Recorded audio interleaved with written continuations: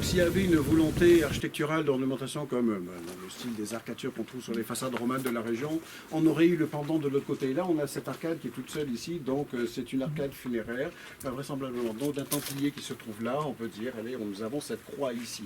Et cette croix, ben, effectivement, elle a fait beaucoup parler, elle a fait dire effectivement que cette église était templière. Voilà, uniquement cul de lampe, vous voyez. Et ça, c'est vraiment une conception assez particulière. Il n'y en a pas beaucoup dans la région. Enfin, même ailleurs, je ne sais pas ce qu'il y a de plus fréquent. Donc là, vraiment, c'est une particularité, mais attention, ce n'est pas unique. Il y a d'autres églises dans le secteur, mais pas très loin.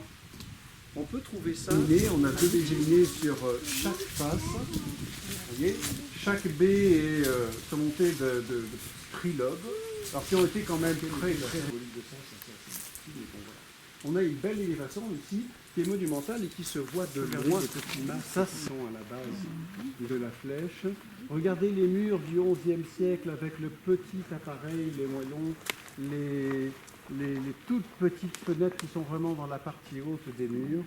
Et ce qui est intéressant, c'est que ici, cette église, elle est restée un petit peu, malgré les quelques transformations, c'est logique, elle est restée un petit peu dans son contexte d'origine, à savoir que dès le Moyen-Âge, quand il y avait le chapitre cathédral d'Angoulême, ben, il y avait des bâtiments qui devaient entourer une cour ou un jardin central, enfin un espace ouvert central.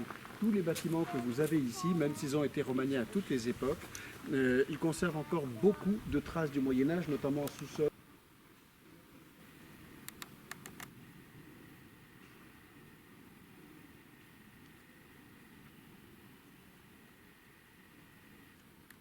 Qui tiennent la véritable couronne destinée à la Vierge, qui sera couronnée, qui sera une celle-ci moderne, que l'on voit apparaître, oui, c'est au-dessous, que l'on voit apparaître ces peintures.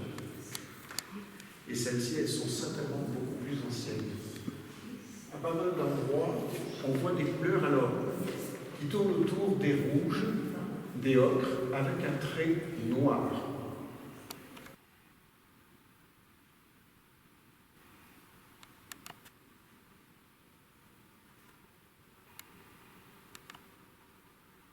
Qui sont mentionnés parfois, et qui ressemblent un petit peu à certains chapiteaux réalisés à la fin du XIe siècle, à peu près dans le même esprit, même au-delà. La crypte de Sainte-Eutrope-de-Sainte qui a été consacrée en 1080. Peut-être pas à sa place d'origine, ou peut-être qu'elle n'a pas eu de place d'origine, qu'elle a été placée là. Voilà, mais avec une sculpture qui n'est pas cette ouverture, elle est visible de l'autre côté de l'arche. Vous allez voir tout à l'heure quand vous allez vous lever, parce que je suis désolé de vous dire qu'il va falloir se lever à un moment donné. Mais donc, imaginez que au XIe siècle, donc on avait les murs ici d'une certaine. C'est légèrement des accès. Donc ici, si vous regardez la corbeille, vous voyez la corbeille complètement nue aujourd'hui des chapiteaux, au niveau de la sculpture, c'est très sommaire.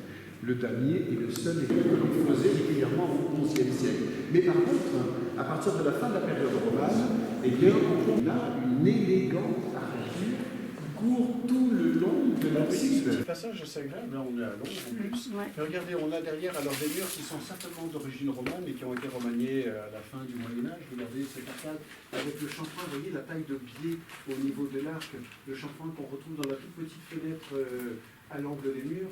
Là, on a quelque chose qu'on peut dater de la toute fin du Moyen-Âge. On est au 15e, 16e siècle, par exemple, mais très certainement à partir de murs plus anciens.